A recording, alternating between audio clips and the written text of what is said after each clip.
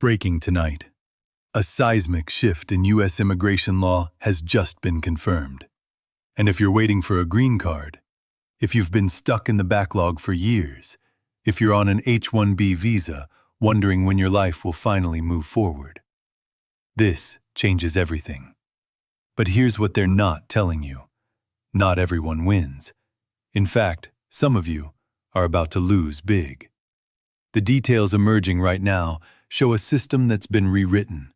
Priority dates are shifting, categories are being reordered, and the implications? They're massive. So who benefits? Who gets left behind? And why is this happening right now? Stay with me, because what I'm about to show you will determine whether you're finally moving forward or staying stuck for another decade. Let's rewind. For years, the U.S. immigration system has been a pressure cooker. Over 1 million employment-based green card applicants waiting in line. Most of them from India and China. Many waiting 10 years, some waiting 20. The Visa Bulletin has become the most watched document in immigrant households across America. Every month, the same ritual, the same hope, the same crushing disappointment when the dates barely move. EB2, India. EB3, India. EB1, India. All jammed, all retrogressed. All crawling forward at a pace that makes glaciers look fast. And then there's China. Same story, different faces, same desperation. Meanwhile, rest of world applicants? They've been current or near current for years. But even they've started feeling the squeeze. USCIS has been overwhelmed, processing times stretched, resources strained. The per-country cap system has been called broken, unfair, outdated. But Congress? They've been silent. Until now. Because something just changed, and it happened fast. Here's what we know. Sources confirm that a major immigration reform bill has been approved. The exact legislative path is still being clarified, but multiple congressional insiders and immigration attorneys are reporting the same thing. Key provisions have been passed, and they're already causing shockwaves. The core of this new law?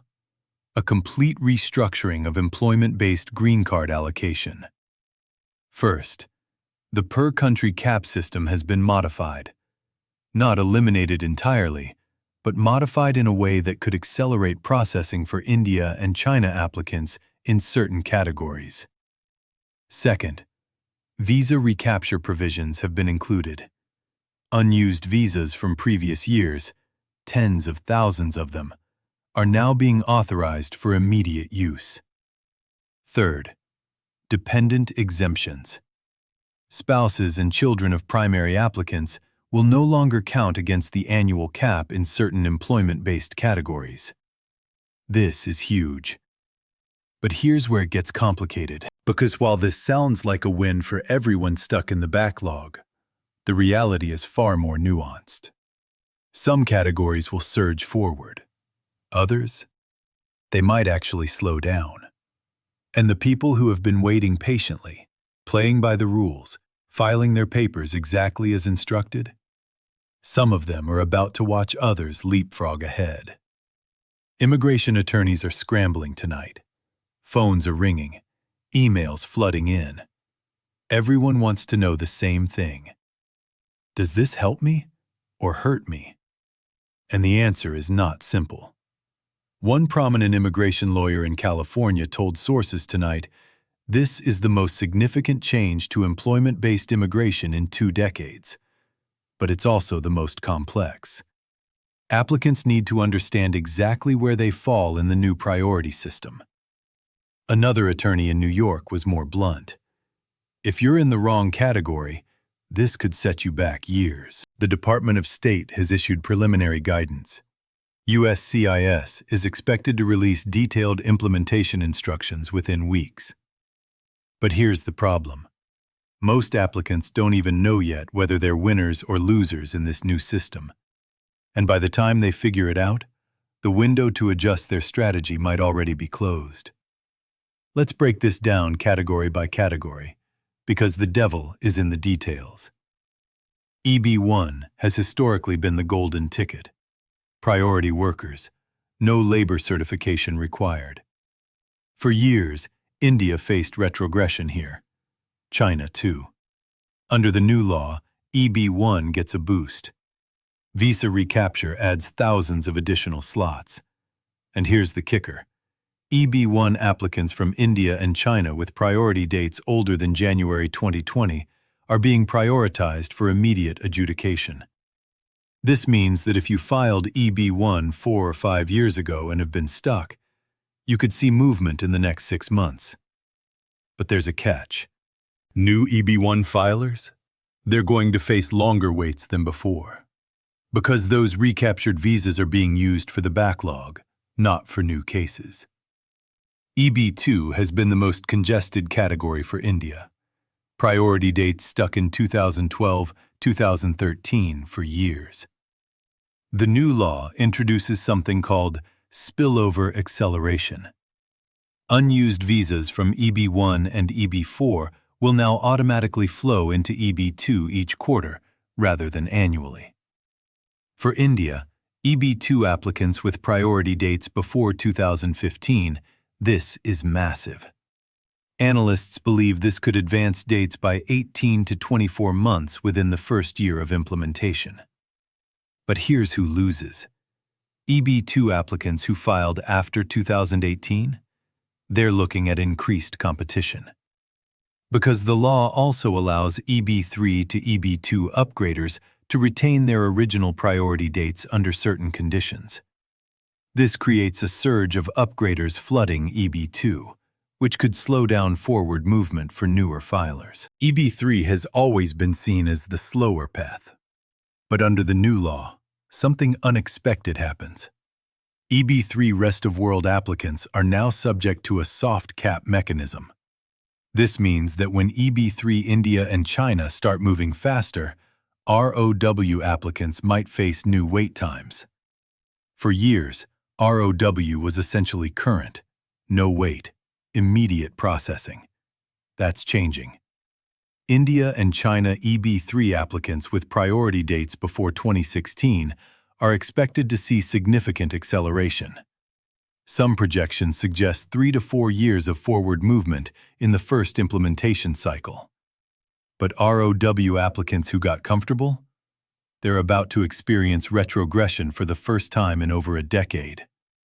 Most of the attention is on employment-based, but family-based categories are also affected. F2A and F2B applicants from India and China are seeing new priority mechanisms. But with more employment-based visas being recaptured, fewer visas are spilling over into family-based categories. This means that family-based backlogs, especially for siblings and adult children, could actually get worse. So what's really happening here? Why now? Why this specific structure? Sources close to the legislative process suggest this was a compromise, a carefully calibrated attempt to address the employment-based backlog without completely overhauling the per-country cap system. Politically, eliminating per-country caps entirely was a non-starter. Opposition from multiple factions made that impossible. But visa recapture, dependent exemptions, spillover acceleration, those were palatable. The result is a law that gives the appearance of major reform while maintaining core structural elements of the existing system. It's progress, but it's not transformation. And that's why some applicants will benefit enormously while others barely see any change. The law is designed to reward those who have been waiting the longest. Priority dates before 2015 get preferential treatment. But if you filed recently, if your priority date is 2020 or later, you're looking at a system that's still congested, still slow, and now potentially even more competitive. Let's talk numbers, because the scale of this is staggering. An estimated 120,000 unused employment-based visas are being recaptured and authorized for immediate allocation. That sounds like a lot, and it is. But when you consider that there are over 1 million people waiting, it's a drop in the bucket. USCIS data shows that India alone accounts for roughly 75% of the EB2 and EB3 backlog. That's over 700,000 applicants when you include dependents. So even with 120,000 additional visas, the math doesn't solve the problem. It eases the pressure. It creates movement. But it doesn't eliminate the backlog. China has approximately 150,000 applicants in the queue. They'll see benefits too, but proportionally, the impact is similar. Rest of world? Roughly 80,000 applicants. They're the smallest group. And under the new system, they might actually experience delays they've never faced before. The dependent exemption is where the real relief comes in. Right now, dependents, spouses and children, count against the annual cap. That means a family of 4 uses 4 visa numbers. Under the new law, in certain categories, only the primary applicant counts. This effectively doubles or triples the number of families that can be processed with the same number of visas. For families that have been separated, for children aging out, for spouses stuck in immigration limbo, this is life-changing. But it also means that the competition for those primary visa numbers just got fiercer. To understand why this matters, you have to understand the history. The employment-based green card system was designed in 1990. Back then, the per-country cap made sense. It ensured diversity. It prevented any one country from dominating the system. But the architects of that system never anticipated the explosion of skilled immigration from India and China. In 1990, tech companies weren't hiring tens of thousands of engineers from Bangalore and Beijing. Outsourcing wasn't a dominant business model. The H-1B visa wasn't the pipeline it is today. Fast forward to the 2000s. The demand from India and China exploded, but the caps stayed the same. 7% per country, roughly 7,000 employment-based visas per country per year. For a country like India, with hundreds of thousands of applicants, that cap became a choke point. Efforts to reform the system have failed repeatedly. The Fairness for High-Skilled Immigrants Act passed the House in 2019 and 2020, but it stalled in the Senate. Other bills have been introduced, debated, forgotten. This new law represents the first successful legislative change in over a decade. It's not the comprehensive reform advocates wanted, but it's the first real movement in years. The stakes here are personal. For applicants who have been waiting, this isn't just about paperwork. It's about life. It's about whether you can buy a house, whether you can change jobs without restarting your green card process, whether your children will age out before you get approved. It's about whether you can visit your dying parent overseas without fearing you won't be allowed back. It's about dignity, stability, the ability to plan a future. And now, with this law, some of that uncertainty lifts. But not for everyone. And that's where the pressure comes in. Because applicants are comparing themselves to each other. EB2 versus EB3. India versus China. Old priority dates versus new ones. And the reality is brutal. Some people who filed years after you might get approved before you. Because they're in a different category. Because their employer structured their case differently. Because they upgraded at the right time. Immigration attorneys are already fielding questions about whether applicants should try to switch categories, whether they should refile, whether they should push their employers to sponsor them under a different classification. And the truth is, those decisions are risky. Because if you make the wrong move, you could lose your priority date. You could restart the clock. And in a system this competitive, that's a death sentence. The Department of State issued a statement this afternoon. The exact wording was measured, diplomatic, but the message was clear. The department is committed to implementing the new provisions in a manner that is fair, transparent, and consistent with congressional intent. We recognize the impact these changes will have on millions of applicants and their families. USCIS director is expected to address the public next week. Sources indicate that USCIS is already working on updated processing guidelines, new intake procedures, new adjudication protocols. But here's the problem. USCIS is still understaffed, still overwhelmed, still dealing with pandemic-era backlogs that have never fully cleared. Adding 120,000 recaptured visas to the system doesn't just mean more approvals. It means more workload, more interviews, more background checks. And if USCIS doesn't get additional funding, if they don't hire more officers, this could turn into another bottleneck. Because having the visas available doesn't mean they'll be processed quickly. During closed-door meetings this week, congressional leaders involved in the legislation reportedly emphasized the urgency of implementation. One senior senator was quoted by staffers as saying, "We've heard from thousands of families, people who have been waiting in good faith, contributing to our economy, paying taxes, following every rule. They deserve action, and we've delivered that action. Now it's up to the agencies to follow through." A House representative who championed the dependent exemption provision reportedly told advocacy groups, "This is about families. It's about keeping parents and children together. We've seen too many cases of young people aging out, of families torn apart by bureaucratic delays. This law changes that."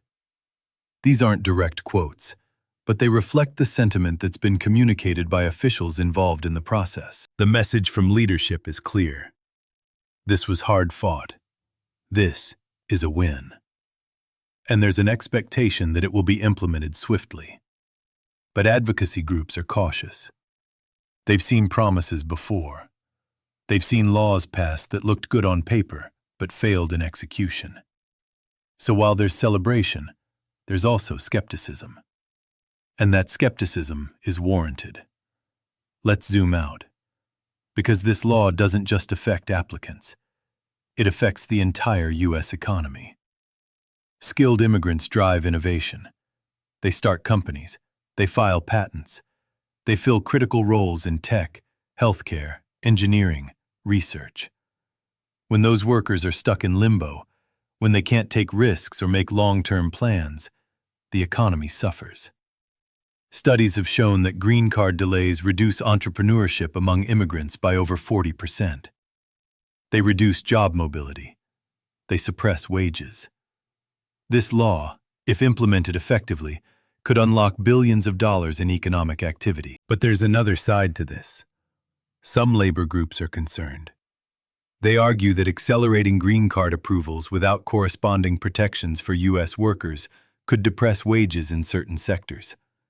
That's a political argument, and it's one that's been debated for years. But the reality is that most employment-based green card applicants are already working in the U.S. on temporary visas. They're already part of the labor market. Getting them green cards doesn't add new workers. It just changes their legal status. Still, the perception matters. And in an election year, these issues become fodder for political fights. So what happens next? There are several possible scenarios. USCIS gets the resources it needs. Processing accelerates. Priority dates move forward faster than projected. Within 18 months, the backlog shrinks noticeably. Applicants with old priority dates start getting approvals. Families are reunited. The system, while not perfect, becomes significantly better. Some categories see major improvements. Others stagnate. EB1 and old EB2 dates move quickly, but newer filers and certain family-based categories see little change. The law creates winners and losers, and the losers become increasingly frustrated. USCIS doesn't get funding. processing remains slow. The recaptured visas sit unused because there aren't enough officers to adjudicate cases. Priority dates move slightly, but not enough to matter. The law becomes another broken promise. Which scenario plays out depends on what happens in the next 6 months. It depends on whether Congress allocates additional resources to USCIS. It depends on whether the administration prioritizes immigration processing. It depends on whether unforeseen legal challenges slow down implementation. Right now, it's too early to tell.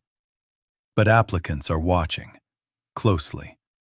This law is a test of whether incremental reform can actually make a difference, a test of whether the immigration system can adapt to modern realities without a complete overhaul, a test of whether the U.S. can keep its promise to those who have followed the rules, contributed to the economy, and waited their turn.